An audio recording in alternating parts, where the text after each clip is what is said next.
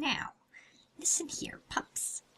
I wish to tell you a story of Guinecean bravery, ingenuity, and expertise, and most of all, most importantly, stealth. There were 5 of us, you see, and we left the dying world and snuck into an eternal kingdom, led by the Knight Imperial, our brave cleric, Ja. There he is. And then, of course, duelists I Mort, Mythersaria. Hurry up now, please. Thank you. And of course, there was,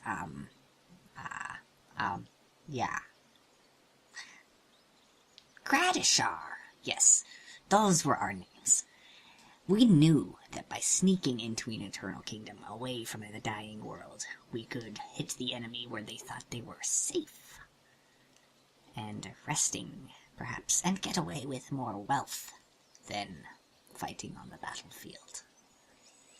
And so, we snuck in, through an unprotected entrance to this eternal kingdom, an unguarded archway. We grouped up,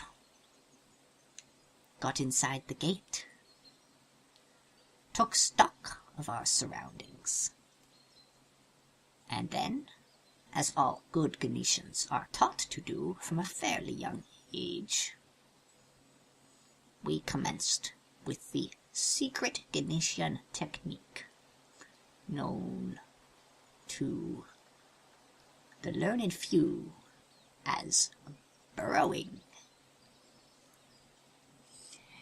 And so, burrowed safely beneath the ground, we began to move our way deeper into the kingdom. We came across a lone, half-giant myrmidon, a sentry, I suppose, but he was unprepared. We caught him. He tried to run to warn the village, but he could barely move. His spine was so peppered with bullets and gunpowder that he fell scant seconds after first meeting us.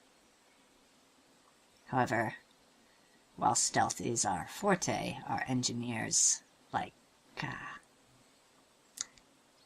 to make use of a bit noisier things, such as gunpowder. The people in the village heard this. Smelgax, Mayhem, Clerics, Thorns, a druid, and the confessor Corvax. As well as, who else was there? Oh yes, there was a ranger, Sir Bear. Yes, that's who I forgot. They sallied forth from their village in order to investigate what had caused commotion. Gunshots are somewhat recognizable, after all. We knew that they would do this, and so we clever few, we Guinecean geniuses, we set a trap, as only true Guineceans, masters of tactics and bravery, could do. We set up an ambush in order to meet and greet these poor, rich souls and unburden them of their goods, so that we could take them for ourselves, for the greater good of Guinecia, of course. For we are not mere brigands, we are not ruffians. However, one of us was not exactly as stealthy as the others, and their half-elf ranger spotted us. He notched an arrow as he shouted a warning, and the combat began. We opened with our pistols. They dropped their firewalls. Hammers flew. Grunts and shouts of the night. We dropped a rallying banner to stand behind, for Jah would not let us fall this day. Corvax, the confessor, was the first to fall, struck down by the might of all of our pistols, as well as the blade of the brave Guinecean Knight Imperial. Falling over another runic sanctuary was dropped for us, sheltering us from the blows of arrows and blight.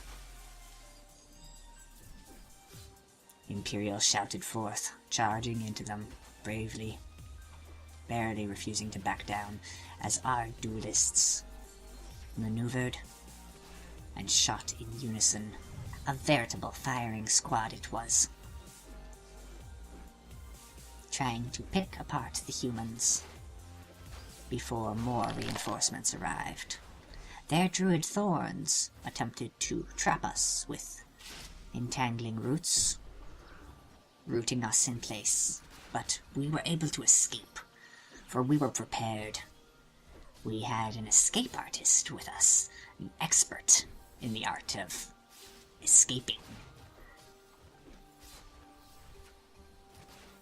Still, though, they presented a bit of a challenge.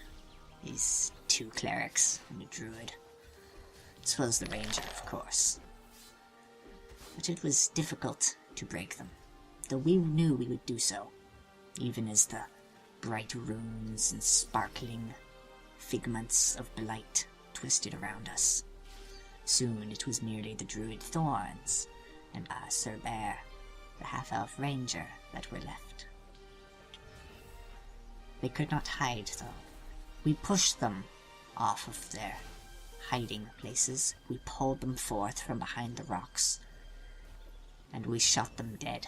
The ranger fell, followed shortly by the druid, leaving us free, able, and most certainly willing to loot and plunder this crossroads village.